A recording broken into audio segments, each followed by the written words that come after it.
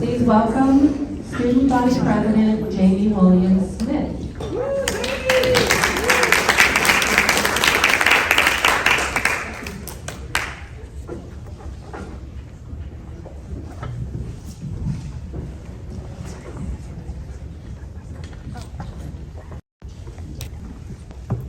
Hey, good evening, everyone. Good evening. How are we doing? Good. Well, thank you so much for coming here in person and to our virtual audience. My name is Jamie Williams-Smith, and I am the Student Government President for this academic year. It's my pleasure to welcome you all here tonight for our special speaker.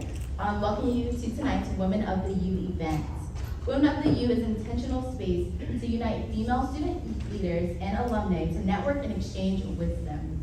Our speaker is a powerhouse who is known for her signature leadership style of bringing together high-performing teams and motivating people to bring their A game. As a woman and student leader, I often explore how my social identifiers influence my leadership style and my personal confidence. I'm excited to delve into personal conversation about breaking traditional and self-imposed ceilings with Stephanie Sylvestre. Stephanie earned her Master's of Arts degree at UM in International Studies and International Economics. She's currently a Harvard Fellow, previously CIO of the Year, and inventor of an interactive AI app called Avatar Buddy, which acts like a friend and has consulting applications and features, and is set to go live next year. With that, may everyone please join me in welcoming tonight's speaker, Stephanie Sylvestre.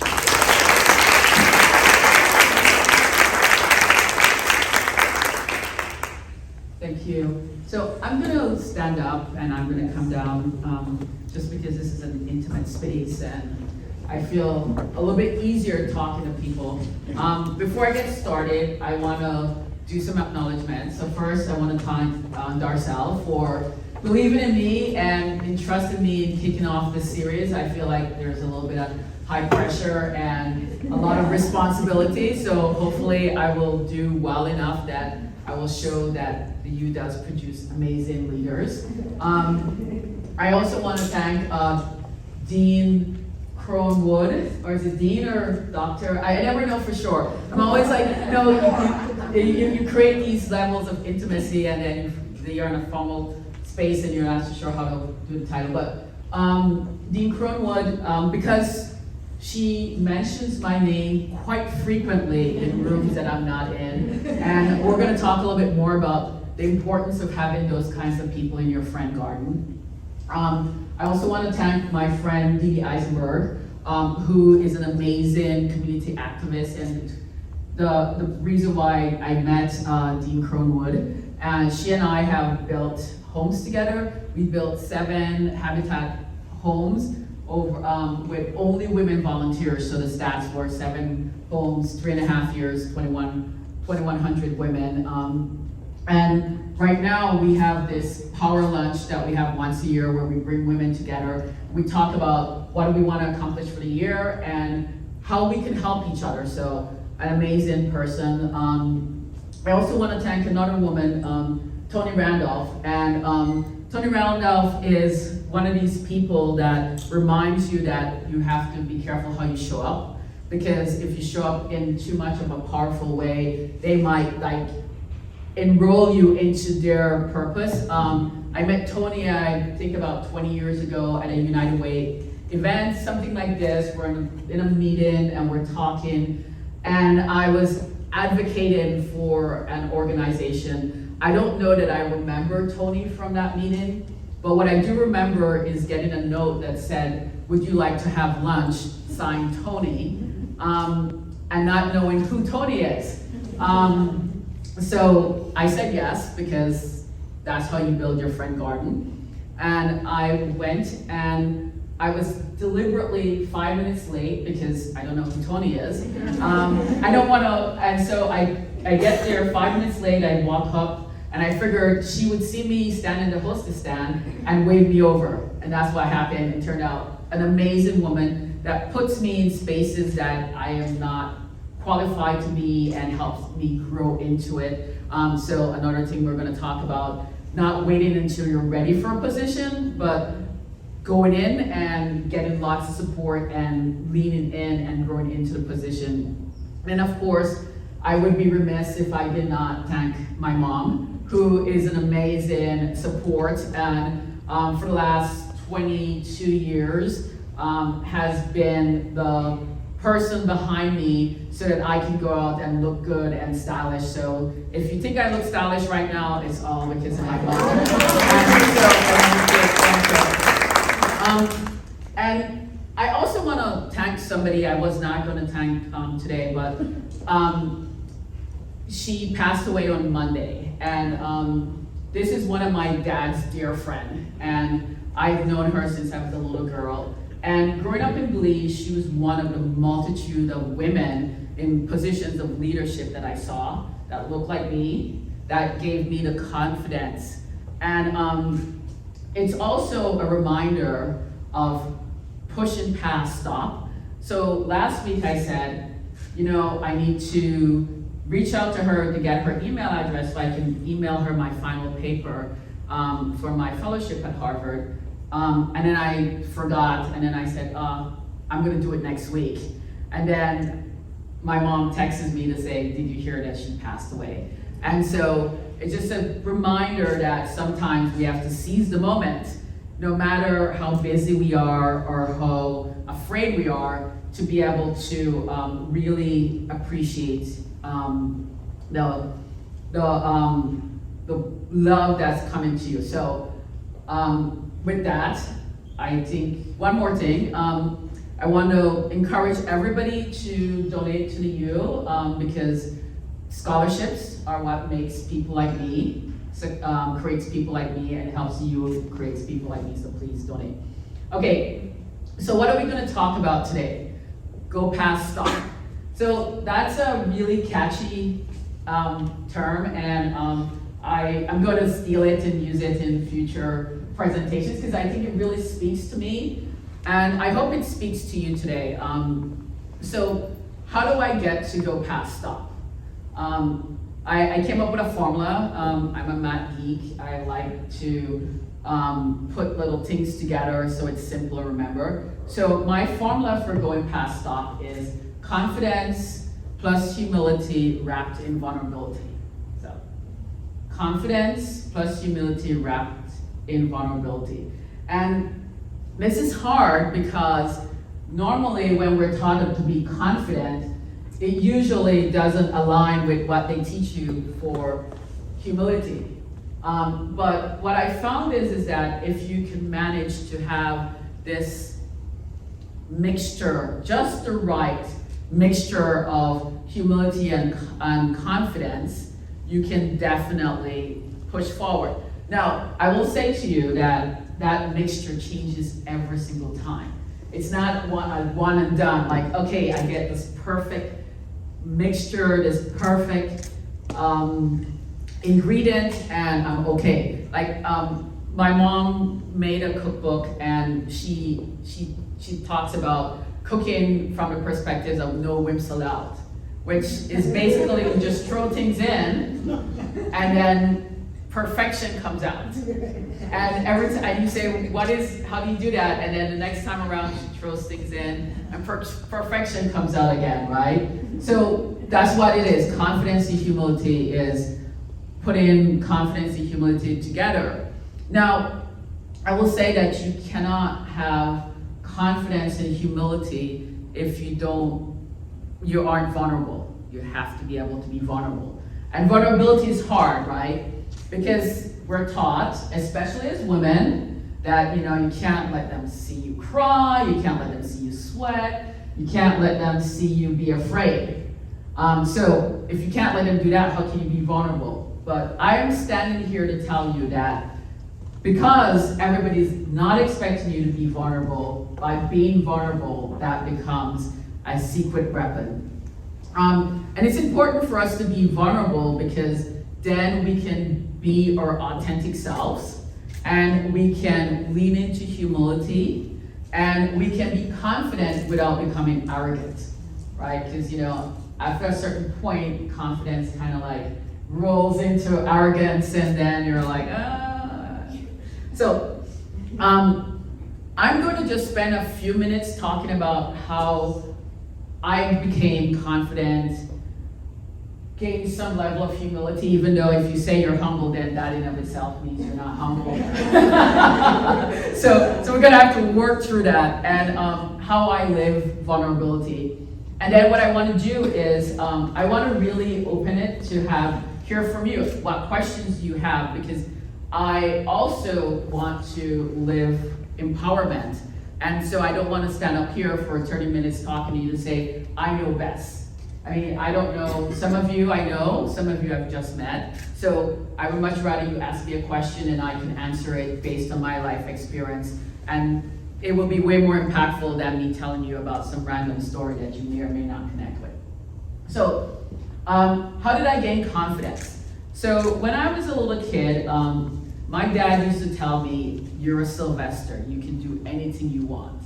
Now, that sounds very powerful and wonderful, right? Yeah, you're a Sylvestre, you can do everything you want. Well, let me just tell you, if you happen to be the mother of a child that gets told that they're a Sylvestre and they can do whatever you want, that doesn't always work out well. So my mom has been trying to explain to me for over 46 years that does not mean that I actually can do anything I want. And when I was a child, I sometimes did anything I want, and that did not always work out well. So, but that's one of the ways I got my confidence. Another way that I got my confidence is I have an amazing brother, and he thinks that I'm a superhero. And even today, like, he'll be like, oh, you can do this. And I'm like, no, let me explain to you why I can't do this. No, you can do this. So that's really a great space to grow up in, right? Where in your intimate circle, you have people cheering you on.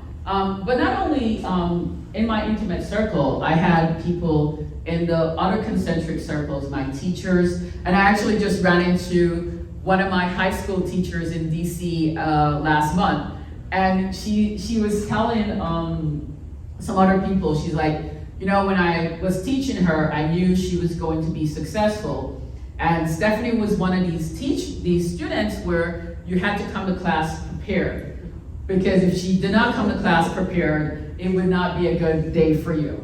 And so, I was just leaning into all of the information. And it's appreciative that people could say, this could perceive me as being difficult, or say, this person has potential, let's groom it, let's nurture it. I think the other piece of it is my friends. I mentioned Dee and Tony. I have a laundry list of friends that love me, support me, but also check me. So do not just have friends that love and support you. Make sure you have friends that check you, because those are really the friends that you want, the ones that will be like, no. I have a friend, and whenever I tell her something, like whenever she goes, nah, Stephanie, I know, like, and sometimes she just like, nah, Stephanie, you're wrong. And sometimes she like eases into it. But either way, I appreciate her taking the time, right? And I think that if you have friends in your friend garden that takes the time to really and truly check you and tell you when you're just not on point, that's really where you grow. And that's kind of also where you build your humility, right? Because you gotta be able to be okay with hearing that, no, you're not on point today, you gotta go back to start and come back again.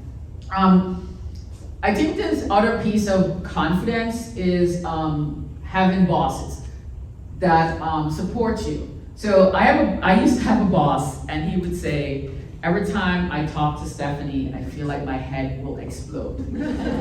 and the first time he said that, I was like, man, is this gonna be a good meeting, or like what's gonna happen? But over the years, what I found is that he didn't always understand what I was telling him, but he trusted me, And that level of trust gave me confidence to move forward to achieve success. So I think that's an important thing.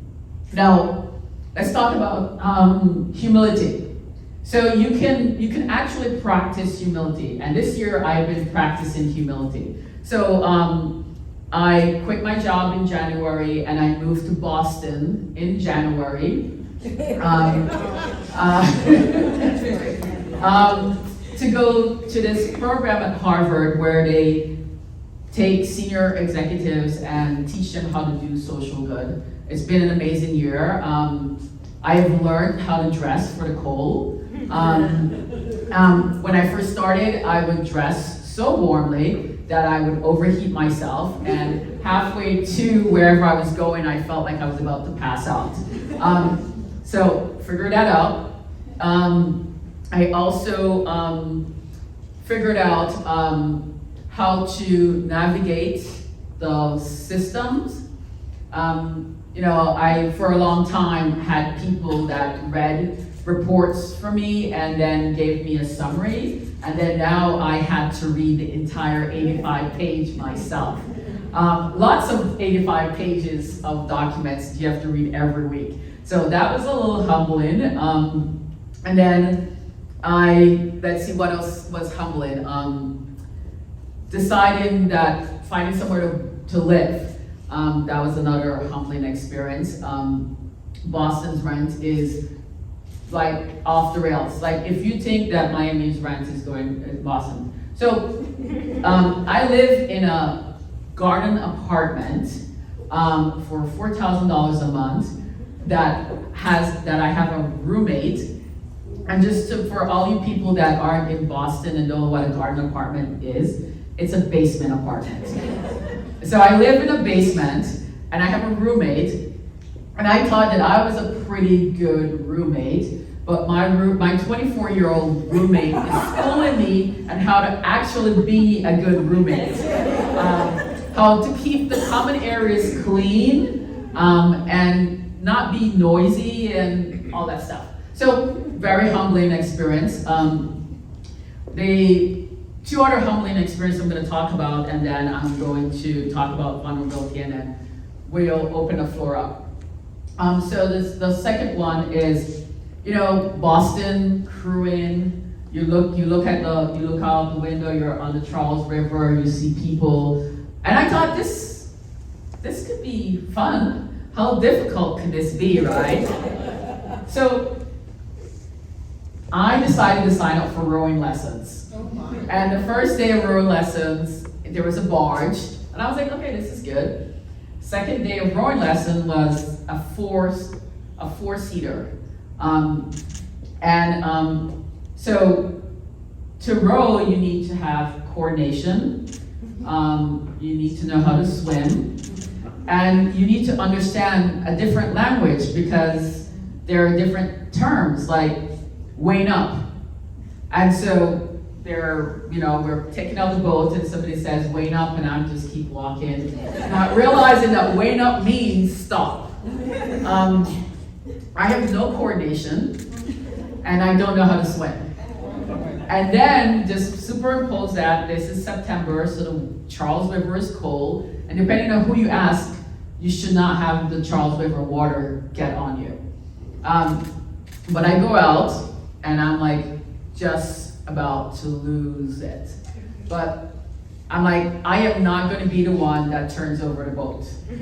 So as much as I am freaking out, I am like, I am going to just stay there. I will tell you, euphoria has never felt as good as when I sat back on the dock. I didn't even stand. I just kind of crawled out of the shell and sat on the dock, and I was okay. I was like, yes. And then I thought, what I need to learn to do is be a stand-up comic. So why not? Why not be a stand-up comic? So I go to this club that has open mic, and that you can be a stand-up comic. And so I say a few jokes. Silence. And then I hear like a noise go off. And I'm like, is that my time to get off the stage? And you're like, no, you still have time. So I'm just going, one joke landed. And I was like, okay. But I came back, and my friend that likes to say nah, she like, let me help you out here, Stephanie. Let's see. So now, when I go back to Boston, I am going back again, and maybe this time I'll have 2 jokes that land. Just baby steps. But I mean, these are just examples of how you stay humble. Is you got to put yourself in situations where you know you're going to fail, you know you might fail really badly, and be public and just lean into it, and find the humor in it, find the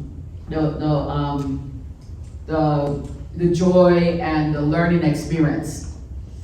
So how do you live vulnerability? So I live vulnerability by delegating my power and my access. Now that's really hard. And so for anybody that has a team of people that they manage, they're right now thinking, what did Stephanie just say? So what I do is I get my team together, we co-dream, we set the vision, and I say, tell me what problems you have, how I can eliminate them. And then I move out of the way. And that's where you're really vulnerable, right? And this is where you learn how not to blink. So when I was growing up, my brother and I would play staring contests. So I've been prepared on how not to blink. Because as your team is now bringing that vision to life, they will do things that will be like, no. And you have to just kind of like, just let it go, let it go. And if you can get through that process, what will happen is your team will bring something to you so much better than you could possibly think about, possibly conceive. And that's how you develop vulnerability, and the more you do it, the easier it is. And then after a while, you notice that your team just kind of like co-dreams together, comes up with something, implements it, or you might say, hey, can we do this? And they say, sure, and then they do that. And then you have to look and say, am I having a meltdown because my ego is hurt? Or am I having a meltdown because what they just did is going to create a problem? And I will tell you 9 out of 10 times it's because my ego is hurt. And then I have to just let it go. Gotta let it go. And I say these things, I'm giving these examples because I want to say that you can learn to be confident, you can learn how to be humble, you can learn how to be vulnerable. And if you can learn how to do these things, then you can learn how to be a great leader. And then going past stop becomes a non-issue. You can just, I'm not going to say blow through the stop sign because I don't want to encourage anybody to do any bad behavior that might create other problems in their lives, but I would say just kind of go through it.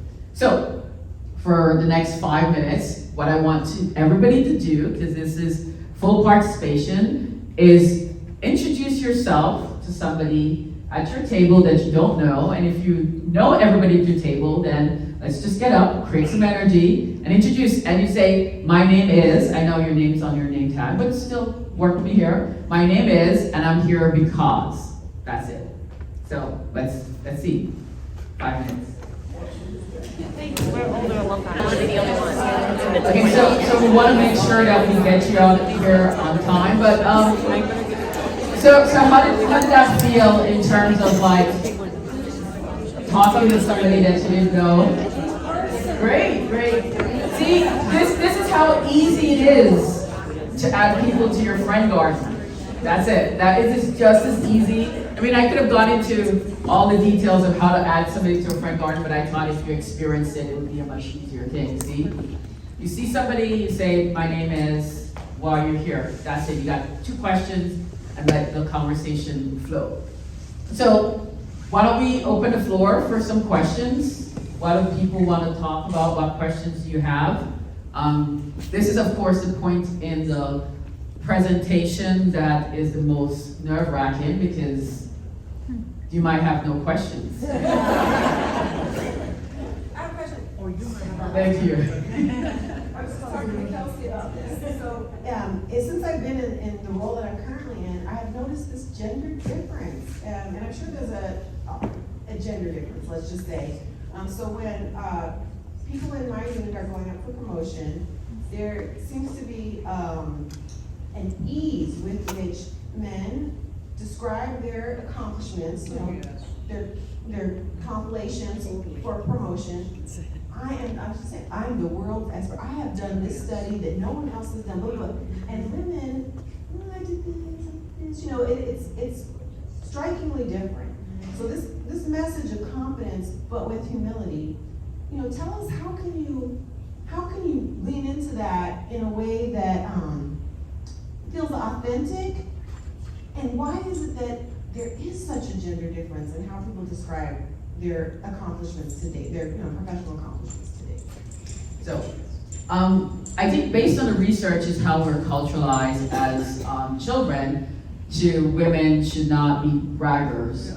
Well, I'm telling you, I did not get that memo. I will always tell you what I did. Not from like, hey, look at how awesome I am. It's like, hey, oh my God, I just finished this amazing project and this is what we accomplished and this is the impact. And I keep track of that during the course of the year. So when performance review comes along, it's just pull out that little notepad and drop it into the performance review thing. And I will tell you that my last job I got because I was at Art Basel in the VIP room talking to the CEO at the time, telling him about this amazing project we had just delivered. We had delivered a system with 17 people that processed the gift cards and credit cards for the Subway brand. And normally a project like that would take about 60 people, and I was one of the leaders on this project, and we crushed this project. I mean, like, just crushed, and I was like on a high, like just amazingly happy about this. And I was like, man, this is what I'm doing, this is all the stuff we've come with. And he's like, do you want to come work for me? So it wasn't, you have to get into the habit of, the first thing is get into the habit of just writing it down.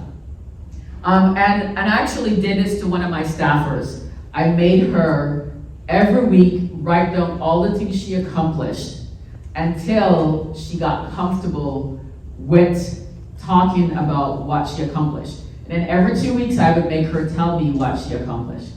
Practice, right? So we can practice anything. We just have to be, you know, please do this at home. You know, normally they say don't do this at home. Please do this at home. Like, just go back, start, write down what did you accomplish today? What do you accomplish tomorrow? And then you can start seeing, right, the small wins. What it does is it creates this velocity and this excitement, and then you really start believing in yourself, because you have to believe in yourself before others will believe in you. You know, if you don't believe, like I have a friend of mine that says, you know, Stephanie, whatever you do, I'm always going to be there with you because you just so believe in yourself. And I was like, okay, I don't know if that's a good decision or not, but I'm gonna roll with it. So I think practicing, start writing down, then sharing it with your friend, maybe sharing it with the friend that goes, nah, so that makes you feel better, because that friend that goes, nah, when you start talking about your accomplishments, we're gonna go, wow, and then just keep going. Any other question? Yes. I'm actually going to piggyback off of that a little bit on gender differences, because one of the things that I've noticed is also women tend to apologize more than men. And I agree so much, and I think as a leader, humility is so important, vulnerability is so important, you know, to connect with your staff, your family, your friends, and everybody.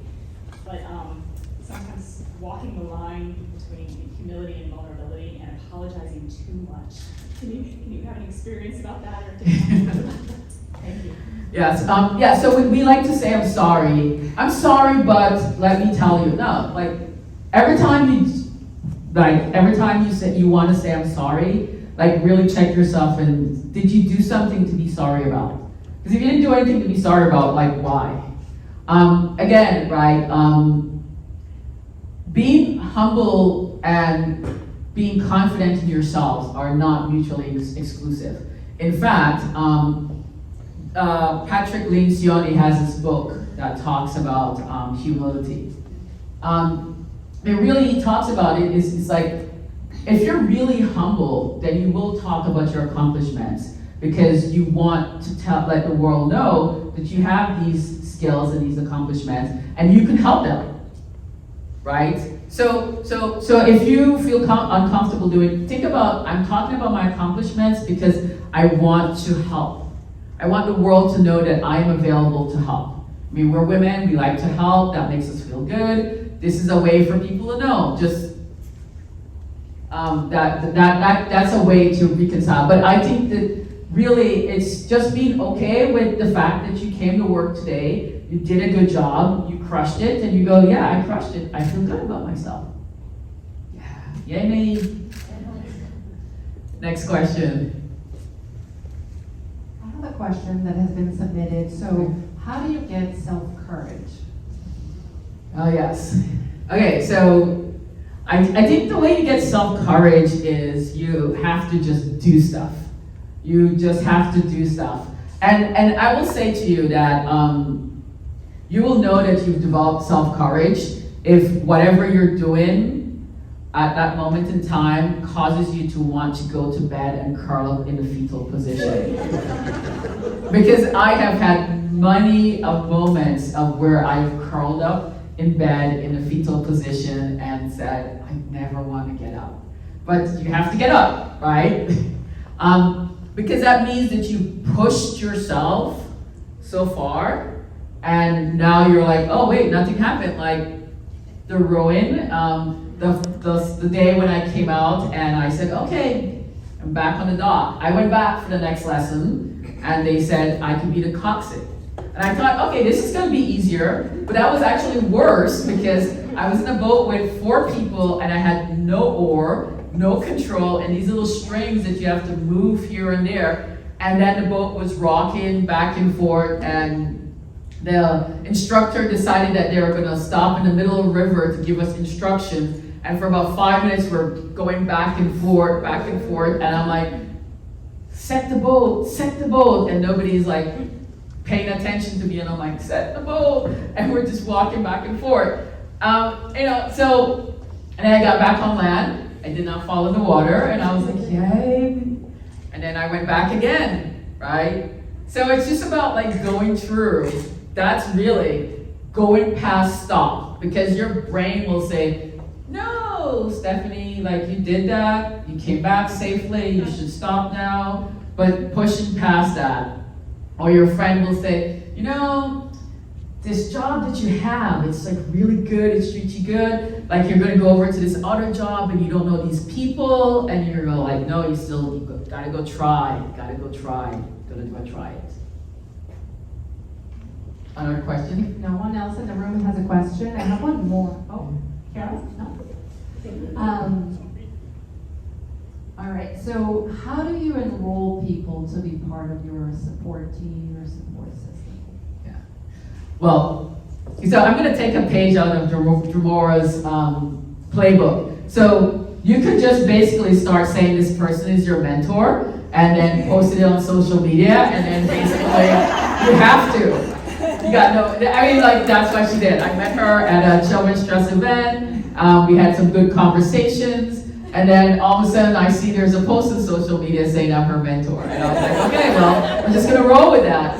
So that's one way to enroll. I think the other way to enroll is when you meet people, like getting to know who they are and see how there's a mutual exchange, right?